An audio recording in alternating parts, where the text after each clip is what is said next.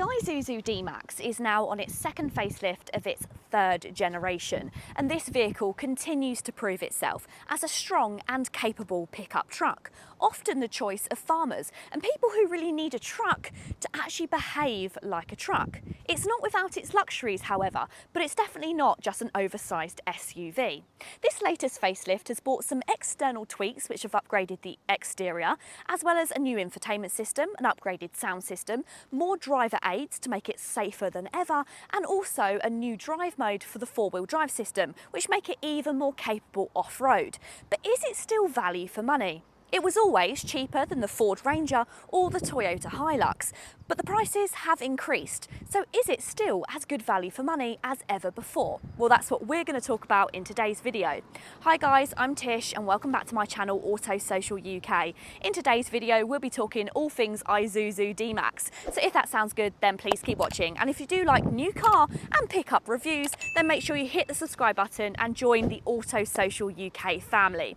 So first of all, I am filming this actually on April Fool's Day, the 1st of April. But the only April Fool's Day joke that we're going to be talking about is the new tax changes which have just come into place. Starting from April 2025, the UK is set to change how double cab pickups are taxed, specifically concerning their classification for tax purposes. Prior to April 2025, double cab pickups like this were classed as commercial vehicles and taxed as such. However, after April 2025, or after right now, they're now going to be taxed more like cars. This change is part of a broader effort to ensure that tax rules are consistent and fair across different vehicle types. So what does that mean if you're planning on purchasing a double cab pickup like this Isuzu D-Max? Well, it means that you're likely to face more vehicle excess duty, that's your vehicle tax, and you could be paying higher national insurance contributions.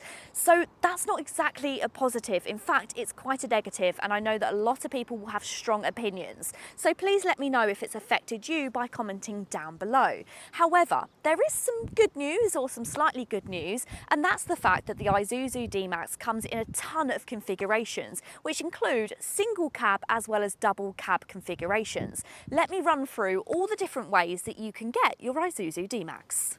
The utility trim of the new Isuzu D-Max starts at £27,500, and this offers a practical base specification, available in two-wheel and four-wheel drive configurations and 3 body styles: single, extended and double cab. Designed for work, it includes numerous practical and safety features to enhance driver productivity, safety and comfort. Key features include automatic headlights, auto wipers, an 8-inch coloured touchscreen with Apple CarPlay and Android Auto, a reversing camera and speed-sensitive power steering. All models now come equipped with advanced driver assist systems like attention assist, autonomous emergency braking. Utility models are tailored for work environments, with easily cleanable vinyl flooring, durable steel wheels and hard-wearing black plastic bumpers, door mirrors and handles.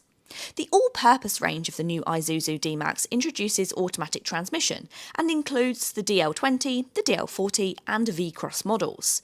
The DL20 is available in extended and double cab styles. This enhances utility mode with heated seats, carpeted flooring and rear centre armrest for added comfort. Its premium look is enhanced with features like body-coloured bumpers, silver door handles, a black and grey grille and 18-inch silver alloys. The DL40 is offered only in double cab. It includes bi-LED headlamps, LED fog lights, a new rear light along with dark grey and chrome grille, side steps and two-tone 18-inch alloy wheels. It also features front and rear parking sensors, keyless entry, updated leather upholstery and leather steering wheel, an 8-way adjustable driver's seat and a 7-inch multi-information display and dual-zone climate control. At the top of the range, the V-Cross is the car that I've been driving, and this showcases dark grey exterior styling on the grille, side steps, mirrors and handles, along with 18-inch tough-style dark grey alloy wheels. Its interior includes the larger 9-inch multifunctional coloured touchscreen with Android Auto and Apple CarPlay, 8 speakers, an auto-dimming rearview mirror and automatic headlight and levelling for more added convenience. Practicality is still as good as ever, so all versions of the D-Max can tow up to 3.5 tonnes and they can all carry over 1 tonne in the back. It's dependent on the size of cab, so you have 3 sizes to choose from, and then as your cab increases, then the size of your back decreases. So because I've got the double cab, I've actually got the smallest amount of space. However, all versions of the D-Max, dependent on the size of the back, they can all fit a Euro-sized pallet into the back of the boot, so very, very practical. Now, mine's actually fitted with a load cover, so if I pull that load cover back, you will be able to see how practical this space is, and you'll also notice that you've got a really nice soft closing back as well, so it's not going to knock down and be really loud like previous generations. That's quite a smooth opening. And then as you can see, you've got a really practical area, which of course is completely customizable. Once again, this can be separated into commercial canopy range consisting of 9 different styles and a leisure canopy range with a further 7. Like my test car, it can be fitted with 7 different styles of load cover or a tonneau cover for more affordable options, and not to mention a whole host of protection options for your load area. Customisation from the brand directly is extensive. You can even get a camping kit, which includes a tent on the roof, a kitchen, a canopy system and roof rails as well. There are so many options. And whilst it's clear that I've got one of the highest spec D-Maxes, my vehicle is quite clearly not standard. There's been quite a few bells and whistles which have been added, which we're going to talk about in a moment. But firstly, I wanted to talk about the exterior changes for the 2025 facelift. Some of them are not so obvious. For instance, the bonnet line is now higher than the outgoing model. However, more obviously, you now have a redesigned front grille. It's much larger. You also have redesigned front and rear bumpers, and you also have new frontal and rear lighting signatures. There's also a couple of new colours. You have a Biarritz blue and also this orange. And you may be thinking, Tish, they've always had an orange D-Max. But previously that was the Valencia orange. It was slightly lighter. This is the Sienna orange. It's much deeper in colour, and I think it works really well with the new alloy wheels and those black elements around the vehicle. Now let's talk about the exterior details which have been added to my particular D-Max. My D-Max V-Cross has been fitted with over fender set in matte black. There's a gloss black bonnet protector, a laser lamp roof bar, crossbars, door visors and an extended sports bar. This latest facelifted version of the D-Max maintains its core design, and that builds on the strengthened chassis and the improved suspension from the 2023 update, which overall enhanced the driving experience. Currently, it only features a single engine option, and that's a 161 brake horsepower 1.9 litre diesel, with an all-electric version actually expected to be announced at the end of this year. In everyday driving, the D-Max accelerates well, but it does struggle at motorway speeds compared to some more powerful rivals, like the Toyota Hilux or the Ford Ranger. The D-Max Utility, which is the entry level, comes with a 6-speed manual gearbox, while other models throughout the range offer both manual and also a 6-speed automatic option, which is what I've got fitted here. The manual's clutch is well weighted, but the gear ratio does feel short, whereas this automatic shifts smoothly once moving, although it can be hesitant on downshifts. What's really good about the D-Max is all variants can legally drive at the UK standard speed limits, since they weigh just over 2 tonne.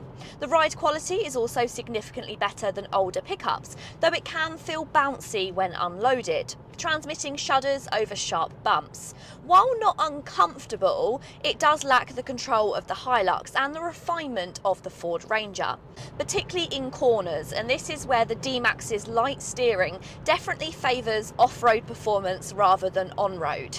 Engine noise is also typical for a pickup, with increased sounds at higher speeds, and road and wind noise are pretty noticeable because of the large wing mirrors. Despite this, the D-Max excels off-road thanks to a well-contained suspension noise and features a locking rear differential, which is standard on the DL20 and above, and a new rough terrain mode that enhances traction on steep, muddy inclines. It boasts a maximum wading depth of 800mm.